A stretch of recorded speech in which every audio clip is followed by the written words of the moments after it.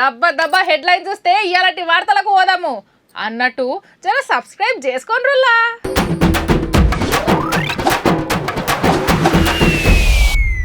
Parliament లో అయ్యింది రచ్చ, సిజేఐతో నడిచింది చర్చ.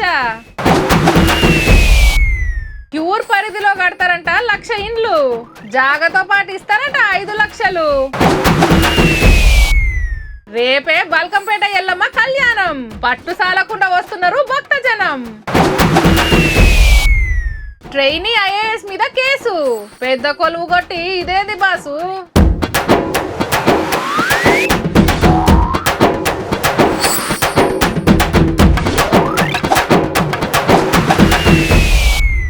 పార్లమెంట్ సమావేశాలు చాలా అవుతున్నాయంటే చాలు మా ఎంపీ గారు ఏం మాట్లాడతారు, మా రాష్ట్రానికి ఎన్ని నిధులు వస్తున్నాయి, డెవలప్మెంట్ పనుల గురించి ఏం చర్చ నడుస్తుంది, ప్రతిపక్షాలు సర్కారును ఎట్లా ప్రశ్నిస్తాయి, వాటికి సెంటర్ వాళ్ళు ఏం సమాధానం చెప్తారా అని ఇంట్రెస్టింగ్గా చూస్తూ ఉంటారు అంతా. ఆగో గసోంటి ఆనాకాలం సమావేశాలు చాలానే ఇయ్యాల.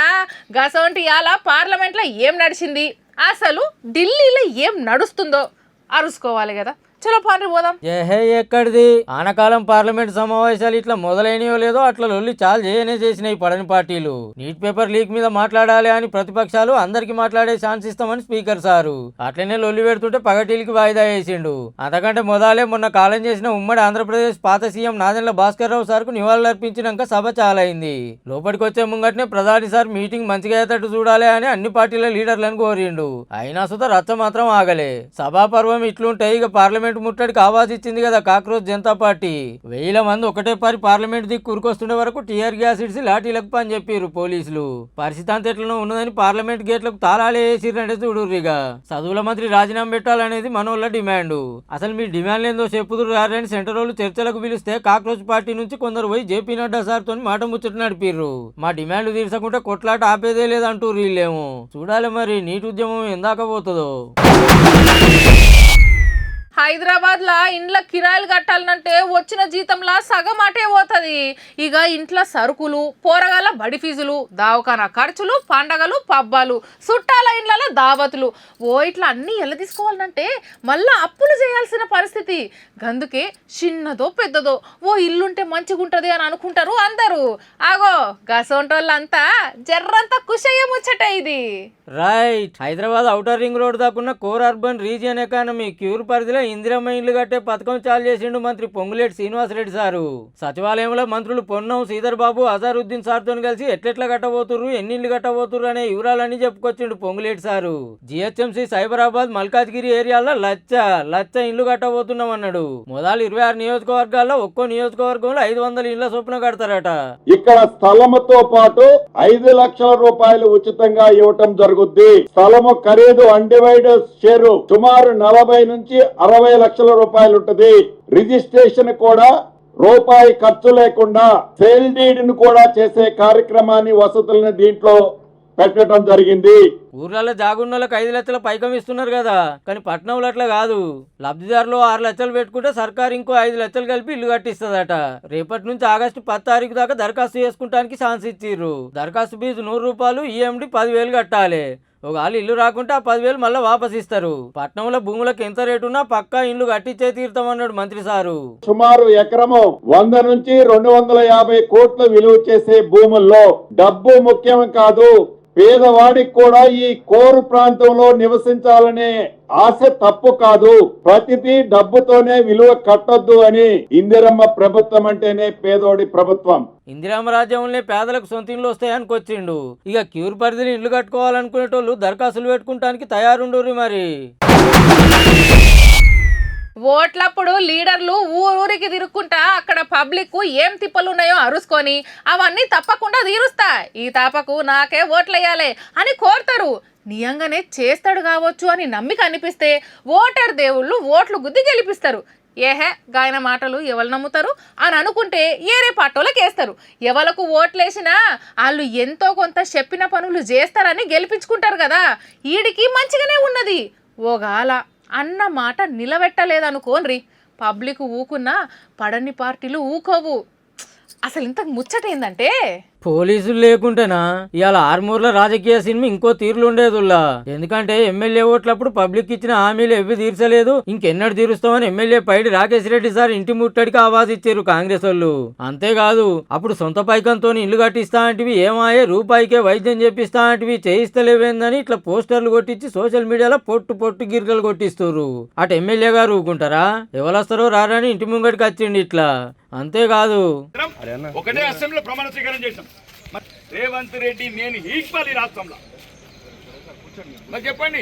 మీడియా అగనాట రేవంత్ రెడ్డి నేను సేమ్ టు సేమ్, ఆయన సీఎం నేను ఎమ్మెల్యే, అంతే తేడా అనుకొస్తున్నాడు. పరిస్థితి అంత ఎట్లా ఉన్నదని పోలీసులు ముందుగానే 144 సెక్షన్ పెడితే బయటికి పోనిస్తలేరని ఫుల్ గరమైంది ఎమ్మెల్యే సారు. ఒక్క నిమిషం వినండి. మీరు దయచేసి మహేష్ కుమార్ గారు చెప్పింది ఉంటే మీరు అక్కడ వినండి. మీరు 6 మూర్ల గెలిచినోడు ఓడినోడు ఈ పాయింట్ దానికి ఆడ మీడియా ఎట్లా చేస్తున్నాడు చేయు ఎక్కడ సార్ ఎక్కడ కూడా లేదు సార్. మీడియా పోయింది అక్కడికి కాదన్నట్టు మీడియాతో సుధా మాట్లాడనిస్తలేరు. ఇదేం తరీకా? కాంగ్రెస్ వాళ్ళు మాట్లాడుకుంటానికి ఛాన్స్ ఉంటది కానీ మాకుండదా? ఈడ ఎమ్మెల్యే నేనా వాళ్ళ అని పెద్ద ఆఫీసర్లకు ఫోన్ కొట్టి ముచ్చటంతా చెప్పిండు. మీరు మీడియాని వదులుతారా? సుదర్శన్ అట్లా కాదు సార్. ఇప్పుడు సరే ఓడినోడు ఎవడు గెలిచినోడు ఎవడు ఆర్మూర్లా? మొత్తానికి పోలీసులు ముందుగానే కట్టడి చేసుట్లో పెద్ద రచ్చే తప్పింది ఆర్మూర్లా. తోవెంట పోతుంటే ఎవరన్నా సిడాయించినా, చదువుకునే కాడ సతాయించినా, పని చేసే కాడ ఎవడన్నా పిచ్చి పిచ్చి కథలు పడ్డా, ఇంట్లో కట్టుకున్నోడు తాగొచ్చి కొడుతున్నా, అత్తమ్మ గోస పెట్టినా, ఇట్లా ఏ ఆడవిళ్లకు ఏ ఆపతొచ్చినా మొదలు మతికొచ్చేది 100 నెంబర్ పోలీసులే. ఒక్క ఫోన్ కొడితే చాలు ఊరికొచ్చి ఏం తిప్పలొచ్చిందో అరుసుకొని అవతల మీద కేసులు కట్టి ఆడవిళ్లకు న్యాయం చేస్తారు పోలీసులు. కానీ మహిళలకు మేమున్నామని ధైర్యం ఇయ్యాల్సిన ఓ పోలీసు ఏం చేసిండంటే నన్ను మస్తు తిప్పల పెడుతుండు, వాట్సాప్ లో గలీజ్ మెసేజ్లు పంపిస్తుండు, అందరి ముంగట ఎట్లెట్లో మాట్లాడుతుండు, కత్తి పట్టుకొని వచ్చి బెదిరిస్తున్నాడు, వీడియోలు తీసి బుగులు పట్టిస్తున్నాడు అని నేషనల్ పోలీస్ అకాడమీలో ట్రైనింగ్ తీసుకుంటున్న ట్రైనీ ఐపీఎస్ ఉదయ్ కృష్ణారెడ్డి మీద ఇంకో trainee IPS officer madam Attapur లో కేసు పెట్టింది. ఇంకో నొద్దులైతే ఏదో జిల్లాకు పెద్ద పోలీస్ ఆఫీసర్ గా బరువులు ఎత్తుకునేటోళ్ళు గిదేం పని అని కేసు రాసి ఎంక్వైరీ చేస్తున్నారు. ఆగుతుందా? ముచ్చట మీడియాకు తెలిసే వరకు పొట్టు వార్తలు పడుతూనే ఉన్నాయి. ఇగేముంది, నాకు ఏ పాపం తెలియదు, నేను ఎవరికి ఏం అన్యాయం చేయలేదు, ఇదంతా కావాలనే చేస్తున్నారని వాట్సాప్ లో స్టేటస్ పెట్టి జీవి తీసుకోపోతే ఎస్ఆర్ నగర్ లో ప్రైవేట్ దవాఖానకు తీసుకోపోతే వైద్యం నడుస్తుంది. ఆల్కహాల్ కూడా తీసుకున్నారేమో, మోతాదు మించి ఆల్కహాల్ తీసుకున్నారేమో అని వాళ్ళు అనుమానం వ్యక్తం చేశారు. దానితో పాటు ఏదన్నా శానిటైజర్ అలాంటిది ఏమైనా తీసుకున్నారేమో అని చెప్పి బెడ్ సైడ్ పక్కన ఉంది, ఏమైనా తీసుకున్నారేమో అని వాళ్ళు అనుమానం వ్యక్తం చేశారు. మేము కూడా అట్లానే ట్రీట్మెంట్ మొదలుపెట్టాము. స్టమక్ వాష్ అది చేశాము. స్టమక్ వాష్ కంటెంట్స్ అవన్నీ క్లియర్గానే ఉన్నాయి. ఫుడ్ పార్టికల్స్ కానీ టాబ్లెట్ ఫామ్స్ అట్లాంటి ఏం కనపడలేదు. మరి అసలు అకాడమీలో ఏం నడిచిందో గానీ నన్ను అట్లా చేసిండు ఇట్లా చేసిండు అని ఏ ఆడపిల్ల బయటకు వచ్చి చెప్పుకోదు కదా. నిప్పులేందే పొగ అయితే రాదు.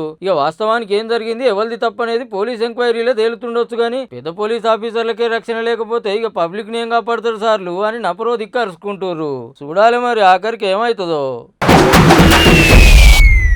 ఆగో మా బరాబరి ఏమో ముచ్చట పట్టుకొచ్చినట్ట ఓ పారిందాం పాన్రి. సాయంత్రం న్యూస్ మే आपका పరేషాన్ స్వాగతే దోస్తో.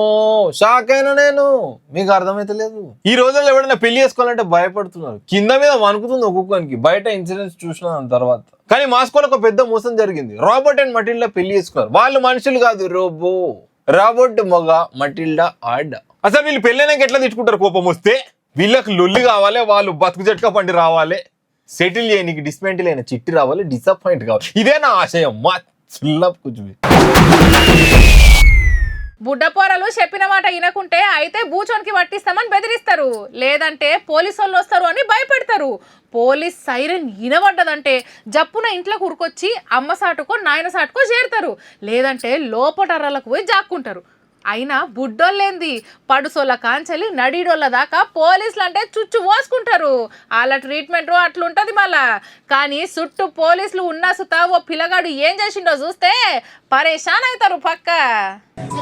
मम्मी पापा को सारा काम कर दिया था, उन्होंने सबको ले दिया, एक को नहीं दिया था, कल को खत्म हो गए कि मैं दूसरी को शादी कर लेती। तो वो कह रही मम्मी इधर ताला डाल रखा है, उसमें खोल ले, हम लोग किराए को उठा लें, अभी सबको मिल गया, उसमें क्या लेना था उसको। వారే వా, ఎదురుగున్నది కలెక్టర్ అన్సుతో బుగులు పడకుండా సార్ మా ఇంటికి తాళం పెట్టిర్రు, వచ్చి తాళం తెరిపిర్రి, మా నాయనకు పానం మంచిగా లేదు, మా అమ్మ ఇళ్ళల్లో పని చేస్తుంది, నెలకు 3000తోని మాకు బతుకుడు తిప్పలైతుంది, మా చుట్టాలే మమ్మల్ని ముప్పు తిప్పలు పెడుతుర్రు, మా ఇల్లు మాకు ఇప్పిస్తే కిరాయి ఇచ్చుకోనని ఇలా తీసుకుంటాం, ఎమ్మటే రారని కోరుతున్నాడు. తిప్పి కొడితే 13 ఏళ్ళు ఉంటాయి. పేరు అమితాబ్ గుప్తా, ఉత్తరప్రదేశ్ రాష్ట్రం లఖీంపూర్ కేరి అసెంబ్లీలో తహసీల్ దివస్ అంటే మన ప్రజావాణి లెక్క అన్నట్టు ఒక్కడే వచ్చి ఆఫీసర్లకు గోస చెప్పుకుంటుంటే చూస్తోళ్ళంతా పరిశాన అయ్యిర్రు. చుట్టూ పోలీసులు ఉన్నా సుత గింత బుగులు పడతలేడు. సరే తెరిపిద్దాం తీయని ఆఫీసర్లు అంటే చూడు ఏమంటుండో. करवा देंगे तो करवा दीजिए। नहीं आप लोग कीजिए, बस थोड़ा टोपी लगा ली बस। ఆగనాట చేద్దాం కాదు చేసి చూపెట్టుర్రు అంటుండు. సరే నీ సమస్య తీరుస్తారు గాని ఇవన్నిటితో పెట్టి మంచిగా చదువుకో అని కలెక్టర్ బుద్ధి మాట చెప్తే పిల్లగాడు దిమ్మ తిరిగే సమాధానం చెప్పిండు. अमिताभ गुप्ता एक काम करो, ये सब चीजें किनारे रखो, अब इससे ध्यान देकर पढ़ो। तो पढ़ने के लिए अब क्या आप तो सैलरी में सबको पढ़ा तो देंगे नहीं, उसमें 1-1 रुपए की 70 रुपए की हमारी मम्मी सब्जी लाती, 50 रुपए की सब्जी में क्या होता है? తినటానికే లేదంటే చదువు దాకా పోతారు సార్ మీరు అనగానే ఇటు నుంచి పోలీసు సార్లేమో అనగానే అద్దిరిపోయే పంచేసిరిండు బుడ్డోడు. और आप लोगों को क्या रुपये, आप लोगों को क्या कमीशन थोड़ी दे दो, बस हो गया। మీకేంది మంచిగా కమిషన్లు వస్తాయి ఎన్నైనా అంటారు అనగానే ఆఫీసర్లు అంతా ఒక నవ్వుడు కాదు. ఎన్ని మాటలు చెప్పినా ఎవరు పట్టించుకుంటలేరట. మరి ఇట్లా కాదని సీదా కలెక్టర్ తానికి వచ్చిండు అన్నట్టు. ఇక అటెన్క్ ఆఫీసర్లు ఏం చేసిరో గానీ గింత సిన్నేజ్ లో కలెక్టర్ తానికి పోవాలి సమస్య చెప్పుకోవాలనే ఆలోచన వచ్చుడే గిరేట్ అంటే ఆఫీసర్లను అద్దరగొట్టుడు ఇంకా గిరేట్ అని దేశం అంతా తారీఫ్ చేస్తుంది పిల్లగాన్ని. బోనాల జాతర జోరుగా నడుస్తున్నదిలా భాగ్యనగరంలా. ఆయితారము గోల్కొండ జగదాంబిక అమ్మవారికి 2వ పూజ చేసిండు కదా, మా సంబురం అనిపించింది. ఓ ఇంకా ముంగట బొచ్చడి పండగ ఉన్నది. ఇక మంగళవారం బల్కంపేట ఎల్లమ్మ లగ్గం ఉన్నది కదా, మరి ఆడ ఏర్పాట్లు ఎట్లెట్లా నడుస్తున్నాయో అరుసుకుందామని మా దేవిక పోయింది. చలో మనం కూడా చూద్దాం పాన్రి. ఓ దేవిక ఇక నువ్వు గానీరా. ఆషాఢ మాసంలో ఎల్లమ్మ తల్లి కళ్యాణం అంగరంగ వైభవంగా అయితే జరగబోతుందని చెప్పొచ్చు. రేపు జరిగే కళ్యాణ మహోత్సవానికి ఈ రోజు నుంచే అంగరంగ వైభవంగా అయితే అన్ని ఏర్పాట్లు కూడా జరుగుతున్నాయని చెప్పొచ్చు. రేపు అమ్మవారి ఏర్పాట్లు ఏ విధంగా చేస్తున్నారు, ముఖ్యంగా పూజలు ఏ విధంగా ప్రత్యేకమైన పూజలు చేస్తున్నారని తెలుసుకోవడానికి మనతో పాటు మాట్లాడడానికి బల్కంపేట అయ్యగారు మనతో ఉన్నారు. వారితో మాట్లాడదాం. నమస్తే అండి. శ్రీమాత్రే నమః. ఈరోజు అమ్మవారి ఎదుర్కోళ్ళ మహోత్సవం ఉంటుంది.